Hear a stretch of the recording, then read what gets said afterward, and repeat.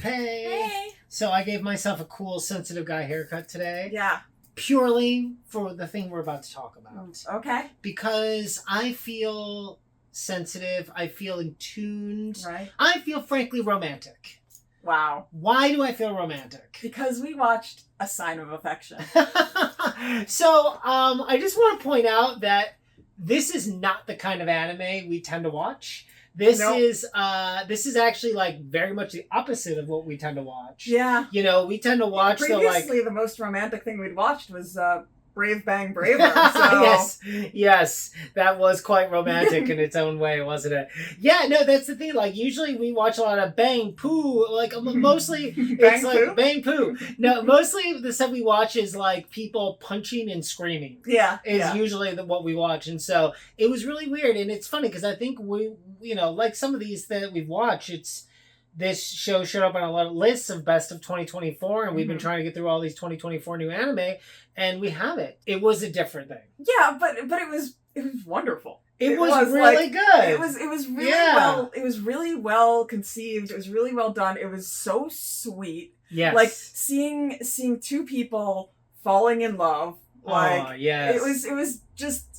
it was just lovely. It was really nice. It's funny. It was it reminded me a bit of some of the like K-dramas that we've seen. Yeah. Because we got swept up in a little bit of that when that was a trend. I think what makes this really interesting is the fact that the main character, Yuki, is deaf. Yeah. I don't think I've ever seen any romantic comedy, anything like that, with the main character being deaf. No, and honestly, the way it's handled, it's done so beautifully where it's like, it's a part of her life, and it like, it obviously affects how things are, but it's treated with such respect. It is. And I think it's kind of the most beautifully done take on somebody with a disability that I've ever seen. I agree. Because I think, we all sort of are expecting certain romantic tropes or certain things that we're going to see, from a show like this, but to have that extra layer of somebody with hearing loss dealing in the world. Some of her friends know sign language that aren't deaf. She has one friend that is deaf but was deaf later in life, so she also speaks when she has sign language.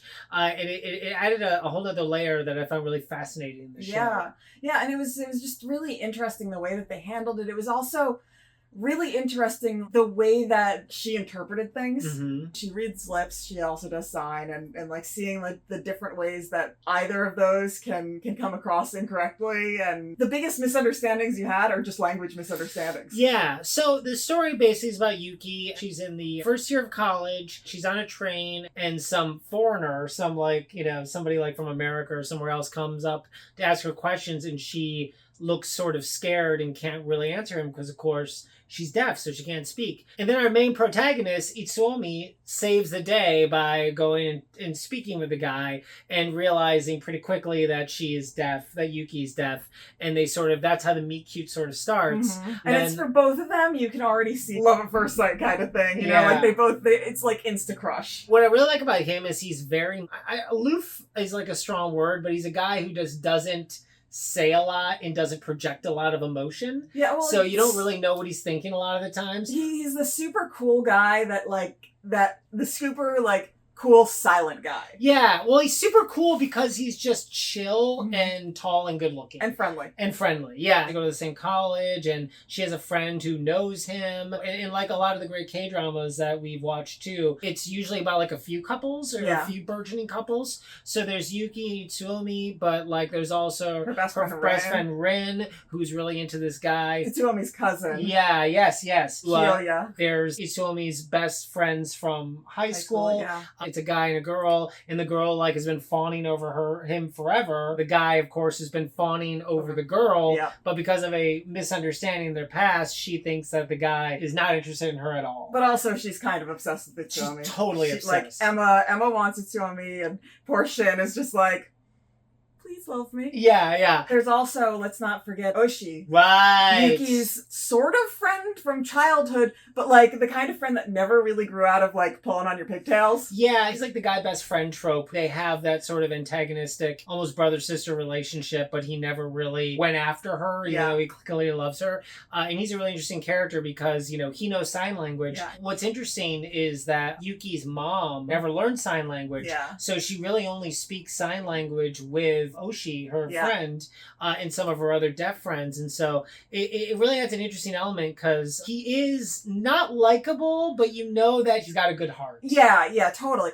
Yeah, and the thing is, like, he learned sign language for Yuki. Yeah. Like, you know, he never told her that. She has no idea. But, like, he learned it for her, and actually he started to love it and like now wants to be a sign language interpreter, which is really cool. But also Izumi is learning sign language because he wants to be able to communicate better with her, and she, like, with Izumi, she knows that like he's doing that for her. So one of the interesting things about this, you're so stoked.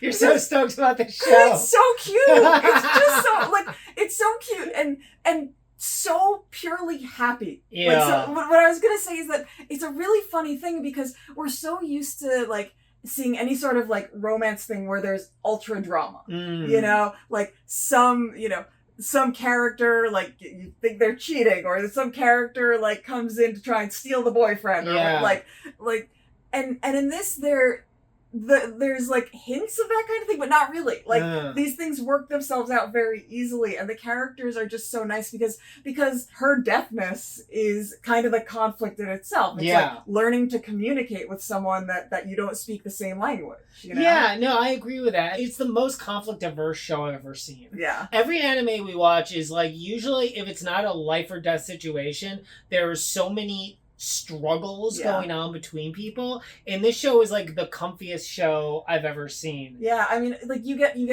inner monologue from her like throughout the show, and so, you know, like I said, the conflict is usually her like misunderstanding, or she's also lived a kind of sheltered life. Yeah. And so her like misinterpretations of things and not really understanding even like relationship things, but like learning and growing.